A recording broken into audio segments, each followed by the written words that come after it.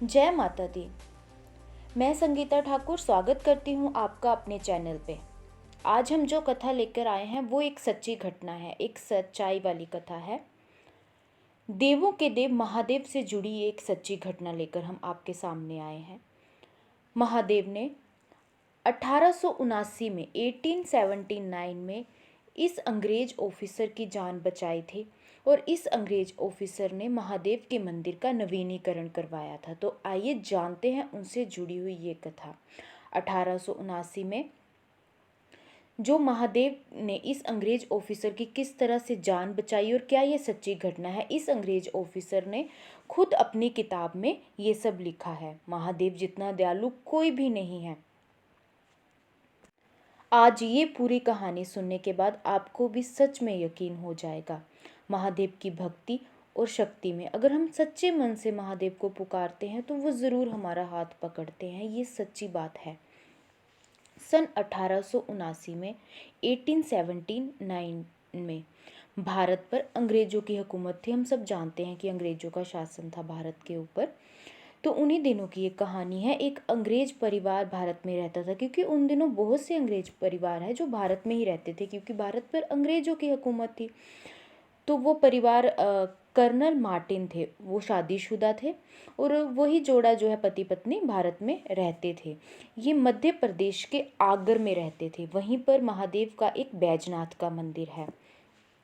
तो जो colonel Martin की पत्नी है वो हर रोज़ उस मंदिर के आसपास से गुजरती थी, लेकिन वो कभी मंदिर के अंदर नहीं गई। लेकिन जब भी वो वहाँ से गुजरती थी, वहाँ से आने वाली मंत्रों की ध्वनि जो है उनको बहुत प्रभावित करती थी, कि सुनने में बहुत अच्छा लगता था कि कुछ बहुत अच्छा है, भगवान से जुड़ा हुआ है।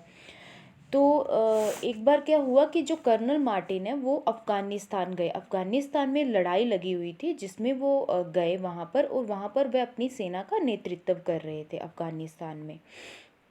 वहाँ से वो हर रोज़ अपनी पत्नी को चिट्ठी लिखा करते थे, और चिट्ठी जब भी उनको मिलती थी उनकी पत्नी को, तो जैसे मन में एक वो हो जाता है, सुकून हो जाता है कि चलो सब कुछ ठीक है, चिट्ठी मिल जाती है। तो ऐसे ही काफ़ी दिन चलता रहा। लड़ाई बहुत लंबी चल रही थी। तो कुछ दिनों के बाद चिट्ठी आना बंद हो गई। तो इससे उनकी पत्नी बहुत परेशान हो गई। तो इसमें हम आपको बताएंगे कैसे फिर उस अंग्रेज ऑफिसर की जान जो है महादेव ने बचाई थी। तो इसलिए इस वीडियो को एंड तक देखना, पूरी कहानी आप सुनना। वीडियो को लाइक ज़रूर करिएगा अगर आपको अच्छा लगा हो, और कमेंट कीजिएगा अगर कोई भी आपका सवाल हो। अगर कोई सवाल ना हो तो प्लीज़ कमेंट करके जय भोलेनाथ जी लिख दीजिएगा। आपके लाइक और कमेंट देखकर हमें जो है ये ज्ञानवर्धक वीडियोस और ऐसी ही सच्ची घटनाएं या ऐसी कुछ कहानियाँ जो अनसुनी रह जाती हैं वो लिखने के लिए, इसमें आपको वीडियो बनाने के लिए हमें प्रोत्साहन इसी चीज़ों से मिलता है कि आपके लाइक्स आते हैं, कमेंट्स आते हैं। तो आगे हम चलते हैं कहानी पर। तो जब कर्नल मार्टिन की जो चिट्ठी आना बंद हो गई तो उनकी पत्नी बहुत बेचैन हो गई। जैसे परेशान हो जाते थे, मन में बुरे बुरे ख्याल आने लग गए। वो परेशान रहने लगे कि कैसे होंगे उनके पति, ठीक हैं या नहीं। तो इसी सब परेशानी में जो उनके घर के पास मंदिर था बैजनाथ का, जहाँ वो निकलते आते जाते देखते थे, लेकिन कभी मंदिर के अंदर नहीं गए थे। वो मंदिर में गए तो उन्होंने भोलेनाथ को देखा। उन्होंने भोलेनाथ को देखा, लेकिन उन्हें नहीं पता था कि ये कौन से भगवान है, क्योंकि वो हिंदू धर्म के बारे में इतना नहीं जानते थे। तो वहाँ पर बैठे पुजारी को उन्होंने अपनी परेशानी बताई, सारा उनके साथ शेयर किया। तो पुजारी ने उनको बताया कि आप जिस मंदिर में आए हो वो देवों के देव, कालों के काल महाकाल का मंदिर है, ये भोलेनाथ का मंदिर है, और यही आपके पति को बचा सकते हैं। ये होनी को अनहोनी कुछ भी कर सकते हैं। तो वही होता है कि मन में श्रद्धा भक्ति होनी चाहिए सच्चे मन से, और दूसरा है कोशिश होनी चाहिए। बैठकर भी कुछ नहीं होता, कि पर एक पूरी सच्चे मन की श्रद्धा होनी चाहिए। तो पंडित जी ने उनको बोला, पुजारी जी ने, कि आप ऐसा कीजिए। उनको ओम नमः शिवाय का मंत्र दे दिया। ये मंत्र आपने 11 दिन जपना है। 11 दिन इस मंत्र को जपना है आपने, पूरी श्रद्धा और भक्ति से भगवान को प्रणाम करना है और अपने पति की सलामती के लिए दुआ मांगनी है। तो उस लेडी ने वैसा ही किया। वो ओम नमः शिवाय का जाप करती थी। कर्नल मार्टिन की पत्नी जो है वो हर रोज़ बैजनाथ के मंदिर में आती थी, वहाँ बैठ के ओम नमः शिवाय मंत्र का जाप करती थी और अपने पति की रक्षा के लिए महादेव से मन ही मन प्रार्थना करती रहती थी। जब कर्नल मार्टिन की पत्नी रोज़ उस मंदिर जाने लगी तो उन्होंने बहुत कुछ जान लिया भगवान भोलेनाथ के बारे में, बहुत कुछ वहाँ पर सुना, पढ़ा, देखा। तो वो मन से जो है उनकी भक्ति के साथ जुड़ चुकी थी। डेली उस मंदिर में जाती थी, भगवान भोलेनाथ का जाप करती थी, तो मन से जुड़ गई वो भोलेनाथ के साथ। और मन ही मन उन्होंने ये संकल्प भी ले लिया कि अगर मेरे पति सही सलामत वापस आ जाते हैं तो मैं इस मंदिर का नवीनीकरण करवा दूंगी। हम इस मंदिर का नवीनीकरण करवाएंगे मिलकर, मतलब रिपेयर करवाएंगे, मंदिर को दोबारा से नया बनाएंगे। कर्नल मार्टिन की पत्नी ने 11 दिन तक शिव की पूजा की और ओम नमः शिवाय का जाप किया। 11 दिन के बाद कर्नल मार्टिन की पत्नी जो है 11 दिन का जाप जब खत्म हुआ तो 11वें दिन कर्नल मार्टिन का खत आया। खत को देखकर उनकी पत्नी की खुशी का ठिकाना नहीं रहा। खत का मतलब था कि उनके पति जिंदा है, सही सलामत है।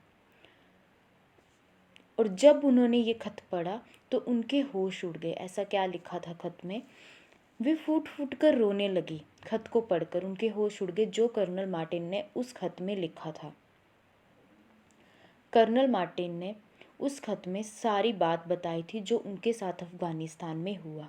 उन्होंने बताया कि मैं हर रोज़ तुम्हें खत लिखा करता था, तो एक दिन अचानक अफगानिस्तान के पठानों ने युद्ध में के दौरान उनको हर चारों तरफ से घेर लिया, तो उनकी सेना का उस घेरे से बच निकलना नामुमकिन था।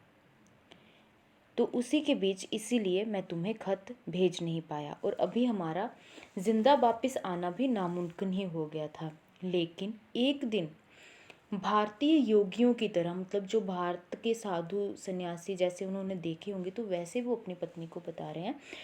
खत में लिखा है कि भारतीय योगियों की तरह दिखने वाले एक साधु जो हैं वो हमारे पास वहाँ पर आए, जहाँ पर उनको घेर के रखा हुआ था।